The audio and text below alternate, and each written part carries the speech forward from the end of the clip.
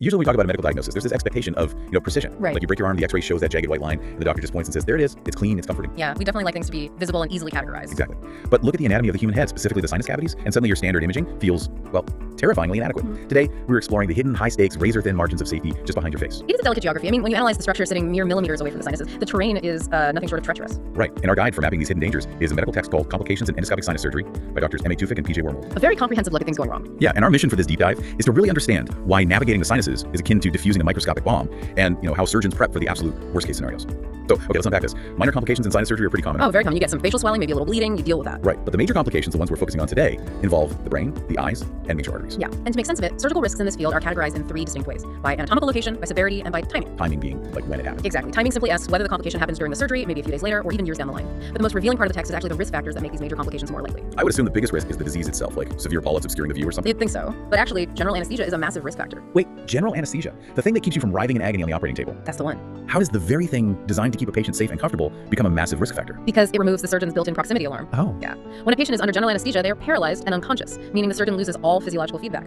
Operating under local anesthesia, it changes the dynamic entirely. Because the patient can still feel things. Right. If a surgeon gets a bit too close to the orbit of the eye or starts pressing near the base of the skull, a conscious patient will react. They will feel a twinge of pain or pressure. But general anesthesia completely silences that warning system. So the surgeon is essentially flying entirely blind, relying only on what they can see through the scope, with absolutely no physical feedback from the patient. Precisely. And the logistical risks, they actually extend to the physical realities of the operating room itself. Like? Well, merely being a right-handed surgeon operating on the right side of a patient's nasal cavity creates an inherently dangerous geometry. Oh, just being right-handed. Yeah, and most surgeons are right-handed. So when you hold an endoscope, the camera in your left hand, and your cutting instrument in your right, trying to maneuver inside the right nostril forces your wrists into this awkward cross-body posture. Oh, I see. The mechanics of human hands and the physical constraints of the nasal cavity simply do not align well on that side. Let me make sure I'm picturing this correctly. Just the awkward angle of a surgeon's wrist trying to cross over to the right side of the nose can be the difference between a routine procedure and a total catastrophe. It really can. That is wild. Well, to really grasp how things go sideways, we need to map out the rooms of this space. Think of your sinus cavities like an apartment complex. I like that analogy. Right. So the ceiling of the top floor apartment is your brain. The side walls of the apartment are your eyes, and the plumbing running through the walls consists of high-pressure arteries feeding the brain and the face. So walk us through these specific rooms.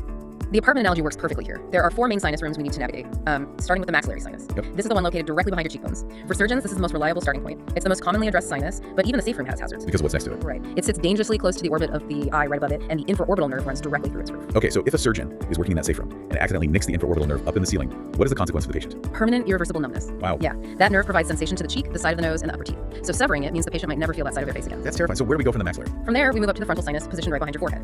This room is a distinct challenge because the drainage pathway, the frontal recess, is this complex hourglass-shaped bottleneck. But more importantly, it sits flush against the anterior cranial fossa. Which is the shallow depression at the front of the skull where the brain actually rests, meaning the ceiling there is incredibly thin. Very thin. But the architecture gets even more chaotic in the ethmoid sinuses, located right between the eyes. The ethmoids? Yeah, they're not a single room. They're a honeycomb maze of tiny air cells. They're anatomically complex, highly variable, and this is specifically where the majority of iatrogenic or surgeon-caused cerebrospinal fluid leaks occur. Because the barrier is so delicate. Exactly. The bone separating the ethmoid from the brain can be literally as thin as paper.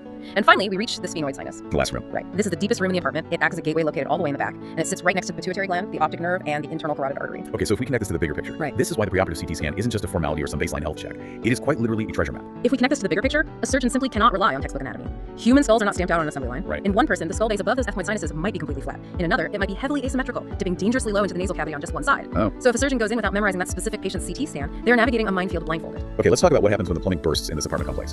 Because the sphenoid and ethmoid sinuses are bordered by these major critical blood vessels, the threat of a vascular catastrophe seems omnipresent. Oh, it is. How do surgeons prevent a massive bleed when their cutting tools are like millimeters from major arteries? The prevention strategy is a highly orchestrated process focused almost entirely on optimizing visibility. First, the surgical team utilizes reverse Trendelenburg positioning. What does that mean? It just means the operating table is tilted so the patient's head is elevated higher than their heart.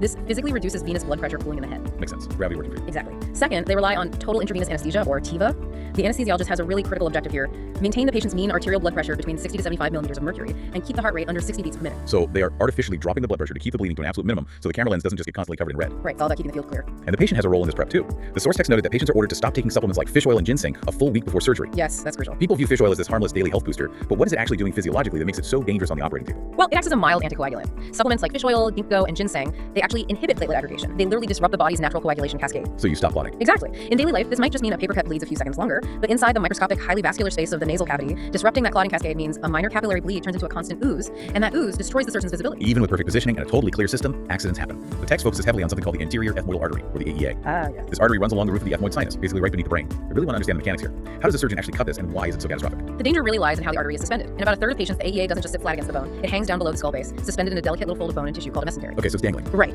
Now, picture the tool the surgeon is using a microdebrider. It acts like a tiny, aggressive vacuum cleaner with a rotating blade hidden inside a metal sheath.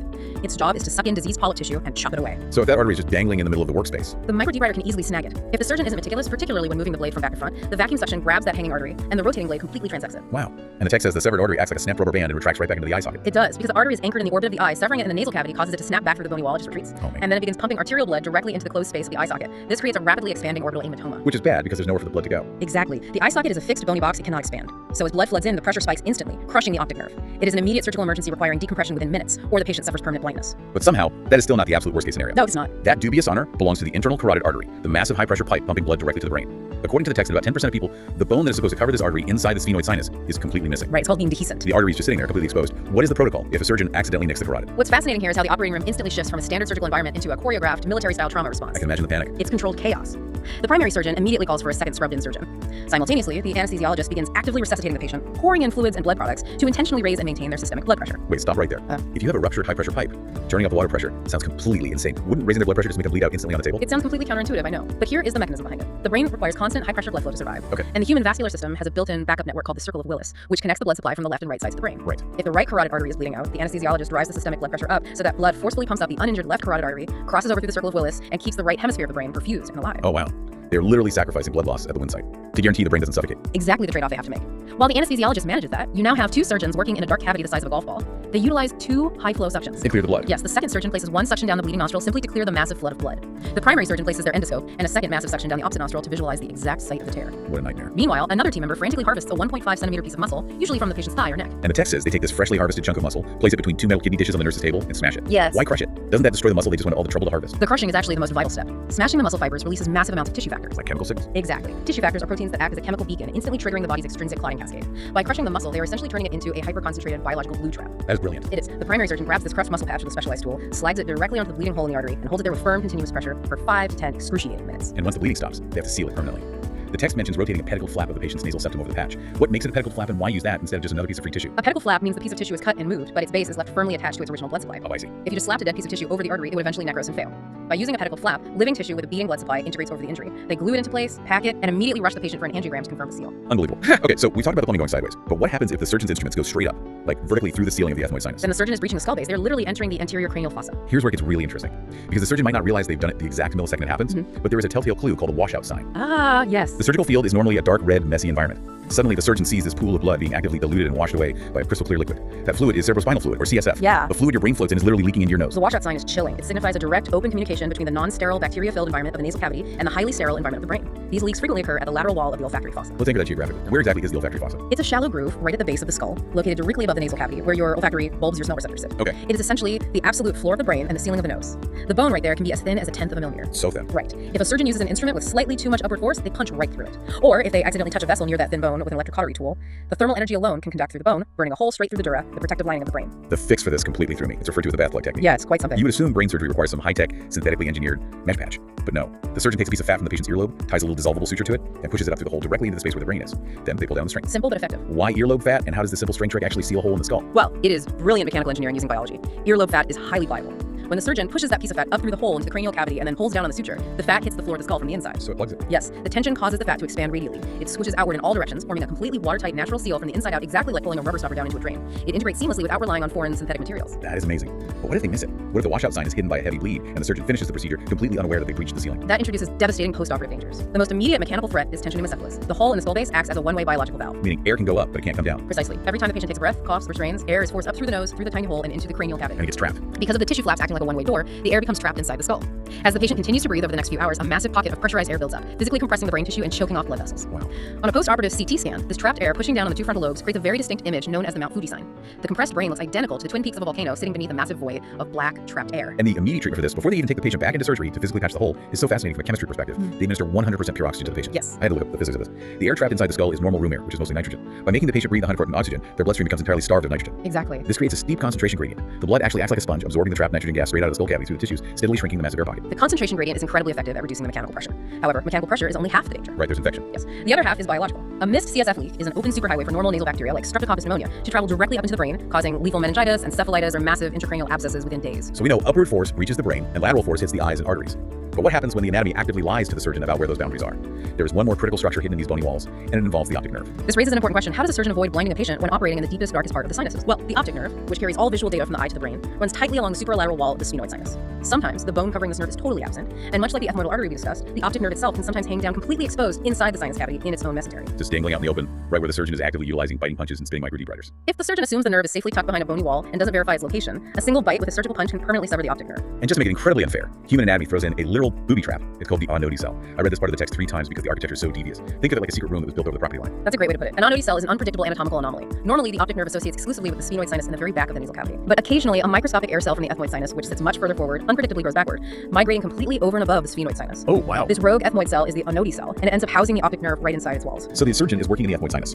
They believe they're in the safe zone, geographically far away from the back of the nasal cavity. But because this one rogue cell grew backward, they're actually millimeters away from the optic nerve. It is an anatomical ambush. Yeah. If the surgeon fails to identify this hidden room on the preoperative CT scan, they will operate with a false sense of security. Right. They might aggressively fracture away what looks like a standard bony partition in the ethmoids, totally unaware that the optic nerve is pressed directly against the other side of that specific bone. So what does this all mean?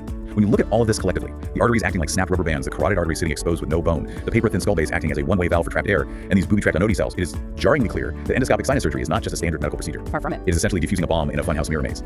Every single patient's internal anatomy is a completely unique, unmapped puzzle, and the penalties for a wrong move are devastating. It requires a surgeon to possess an encyclopedic knowledge of what is normal, matched only by an intense paranoid vigilance for the abnormal. To you listening, the next time you or a loved one needs sinus surgery, even a seemingly routine one to clear out a few polyps, you now understand exactly why the doctor is so intensely obsessed with that preoperative CT scan. It's vital. It isn't just a baseline picture of your nose. It is a literal treasure map required to navigate the hidden geography of the brain, the eyes, and the carotid artery. It is the only reliable guide through an inherently unreliable landscape. But it leaves us with a final thought to ponder.